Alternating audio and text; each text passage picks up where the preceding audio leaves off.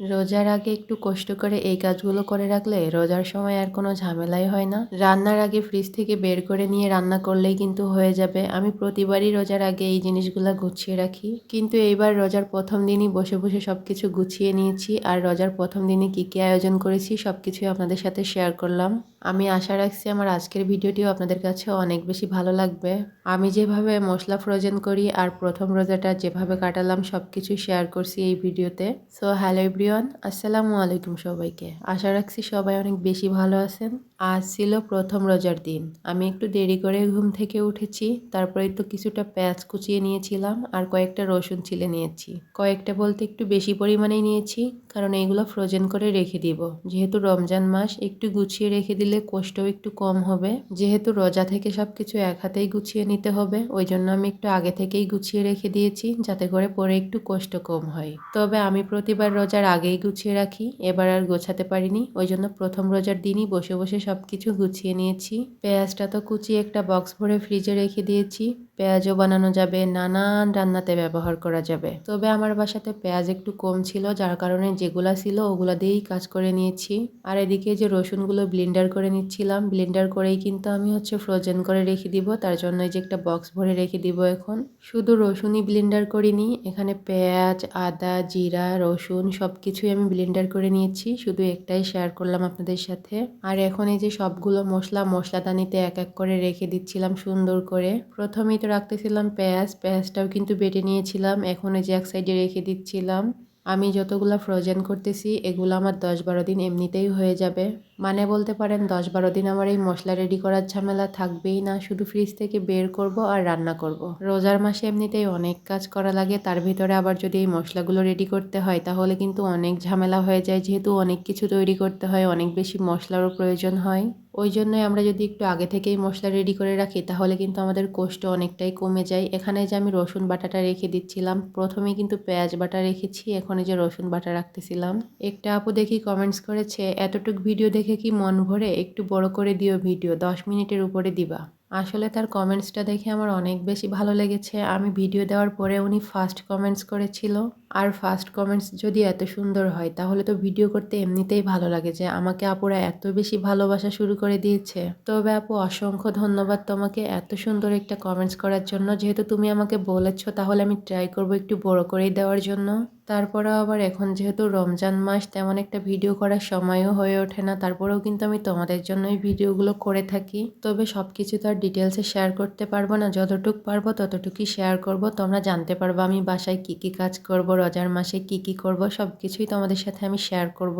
যাই হোক, তোমরা যারা আমার ভিডিও দেখতে অনেক বেশি পছন্দ করো তারা কিন্তু একটা হলেও কমেন্টস করে যাবা। তোমাদের কমেন্টসগুলো আমি আমার ভিডিওতে নিব। আসলে সুন্দর সুন্দর কমেন্টসগুলো ভিডিওতে নিতে আমার অনেক বেশি ভালো লাগে। আমার মনে হয় কি আপনাদের সাথেও একটু শেয়ার করি। তো এই যে এখানে আমি একটু আদা বাটাও রেখে দিলাম, তারপরেই কিন্তু বক্সটা ভরে গেছে। একটা ঢাকনা দিয়ে আমি ডিপ ফ্রিজে রেখে দিয়ে আসছি। আবার একটু জিরাও বেটেছি, ওটাও কিন্তু ডিপ ফ্রিজে রেখে দিয়েছি। এখন যে ছোলাটা সুন্দর করে ধুয়ে নিচ্ছিলাম। ছোলা তারপরে ডাউল এইগুলো আমি সকালবেলায় ভিজিয়ে রেখে দিয়েছিলাম, সারাদিন ভিজেছে। যে এখন সুন্দর করে কিন্তু ধুয়ে নিচ্ছিলাম। মশলাগুলো ফ্রোজেন করে আমি গোসল করে নামাজ পড়ে আবার চলে আসছি রান্নাঘরে এগুলা গুছাইতে। এখন ধরতে গেলে বিকাল 4টার উপরে বাজে। আমি এখন থেকে ইফতারের আয়োজন শুরু করে দিয়েছি। ছোলাটা সুন্দর করে ধুয়ে আমি প্রেসার কুকারে আলু দিয়ে ছোলা দিয়ে সিদ্ধ করতে দিয়ে দিয়েছি। আর এখানে যে ডালটা সুন্দর করে ধুয়ে কিন্তু আবার ব্লেন্ডার করতে হবে, যেহেতু ডাল বেটে আবার পেঁয়াজও বানাবো, ওই জন্য কয়েকবার করে সুন্দর করে ধুয়ে নিচ্ছিলাম। এখানে আমি 2 প্রকারের ডাউল নিয়েছিলাম, মসুরির ডাউল আর ছোলার ডাউল। আর যেহেতু প্রথম রোজার জন্য ইফতারি তৈরি করতেছিলাম, ওই জন্য আমার একটু দেরি হয়ে গেছিল, তাড়াহুড়োর উপরেই করতেছিলাম সবকিছু। আমি তো ডালটা ধুয়ে বেটেও নিয়েছি, এখন এই যে ছোলাটাও কিন্তু বসিয়ে দিচ্ছিলাম। ছোলাটা কিন্তু সেদ্ধও করে নিয়েছি, এখন এই যে রান্না বসিয়ে দিচ্ছিলাম আর কি। প্রথমেই তো ছোলা ভুনা করে নিচ্ছিলাম, তারপরে পেঁয়াজের জন্য সবকিছু রেডি করে রেখে দিয়েছি। ছোলা ভুনাটা হলেই কিন্তু ওটা বসিয়ে দিব। তবে আমার গ্যাসের চুলাতে যেহেতু 2টা চুলা, ওই জন্যই ভাবলাম যে 2টা চুলাতেই আজ রান্না করি, যেহেতু ইফতারি করতে হবে, বেশি দেরিও হয়ে যেতে পারে। ওই জন্যই ভাবলাম যে ছোলাটা সুন্দর করে ভুনে নিয়ে পানি দিয়ে ওই পাশে জাল করতে দিয়ে দিব, আর এই পাশে হচ্ছে পেঁয়াজগুলোও বানিয়ে নিব।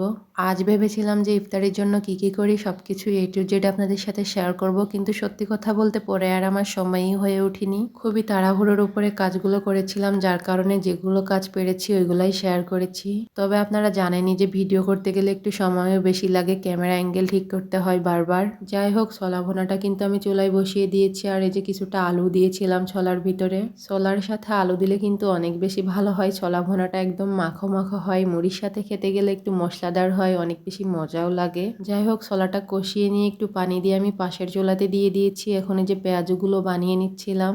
তবে পেঁয়াজু বানানোর জন্য আমি সবকিছুই আগে থেকে রেডি করে রেখে দিয়েছিলাম, ওইগুলা শেয়ার করতে পারিনি। জাস্ট যে ভেজে নিচ্ছিলাম এইগুলা একটু শেয়ার করে নিলাম।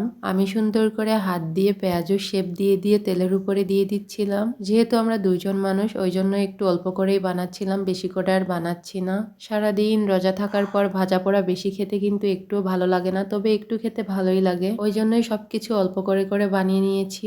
সবগুলা পেঁয়াজুই আমি একটা ফ্রাই প্যানেই ধরিয়ে দিয়েছিলাম, যাতে করে সবগুলা একসাথে ভেজে নিলেই আমার হয়ে যাবে। পেঁয়াজুটা ভেজে আবার হচ্ছে বেগুনি ভাজতে হবে, ওদিকে কিন্তু অপর চুলাতে আমি চুলাটাও করে নিচ্ছিলাম। পেঁয়াজুটা একটু মুচমুচে করেই ভাজতেছিলাম, ইফতারির কিছুক্ষণ আগেই ভাজতেছিলাম যাতে করে মুচমুচে থাকে। আর এদিকে কিন্তু ছোলা ভুনাটাও হয়ে গেছে, আমি উঠিয়ে রেখে দিয়েছি। আমি ভাজা পোড়াগুলো সব সময়ের জন্য ইফতারির কিছুক্ষণ আগেই করে থাকি, তাহলে মুচমুচে থাকে। রান্না করতে আসছিলাম সেই অনেক বেশি রোদ থাকতে, আস্তে আস্তে দেখেছেন রোদ কিন্তু চলে যাচ্ছে, একদম অন্ধকার অন্ধকার হয়ে আসতেছে। পেঁয়াজগুলো ভাজা হয়ে গেলে আমি কয়েকটা বেগুনিও ভেজে নিয়েছিলাম, ওটার ভিডিও করতে পারিনি যেহেতু ইফতারির সময় হয়ে আসতেছে। তারপরেই তো কিছু ফল টল কেটে নিয়েছি, এগুলাও আর শেয়ার করতে পারলাম না যেহেতু খুবই তাড়াহুড়োর উপরে করেছিলাম। অবশেষে আজানও দিয়ে দিয়েছিল, আমি ইফতারও করে নিয়েছি, মাগরিবের নামাজও পড়ে নিয়েছি। তারপরে বাকি যে বেগুনগুলা ছিল ওগুলা দিয়ে একটু পেঁয়াজও করে নিচ্ছিলাম। প্রথমবার বানানো বেগুনিগুলা কিন্তু ভালোই ফুলেছিল, কিন্তু যে এখন আবার বানাতে আসছে এখন কিন্তু তেমন একটা ফলে নাই। যাই হোক, অল্প কয়েকটা বেগুনি ভাজতে ছিল, ওই কয়েকটাই ভেজে নিয়েছি। তারপরে যে ইফতার করেছিলাম ডাইনিং টেবিলটা একটু সুন্দর করে পরিষ্কার করে নিচ্ছিলাম। আমার হাজবেন্ড তো আমার সাথে ইফতার করে নামাজ পড়ে ডিউটিতে চলে গেছে, আর আমি এই যে এখন ডাইনিং টেবিলটা সুন্দর করে পরিষ্কার করে নিচ্ছিলাম। ইফতার করার পর ডাইনিং টেবিলের অবস্থা কেমন হয় তা তো আপনারা জানেনই, আমি তো সবকিছু সুন্দর করে উঠিয়ে রেখে দিচ্ছিলাম গুছিয়ে। তবে সত্যি কথা বলতে ইফতার করার পরে এই কাজগুলো করতে একটুও ভালো লাগে না, মনে হয় যে এখন একটু রেস্ট করি, মনে হয় যে গায়ে একটুও শক্তি নাই। আমার এই কাজগুলো যদি এখন আমাকে কেউ করে দিত। তো যাই হোক, আজকের ভিডিওটি এখানেই শেষ করে দিচ্ছি, আবারও দেখা হবে নেক্সট কোনো ভিডিওতে। আল্লাহ হাফেজ।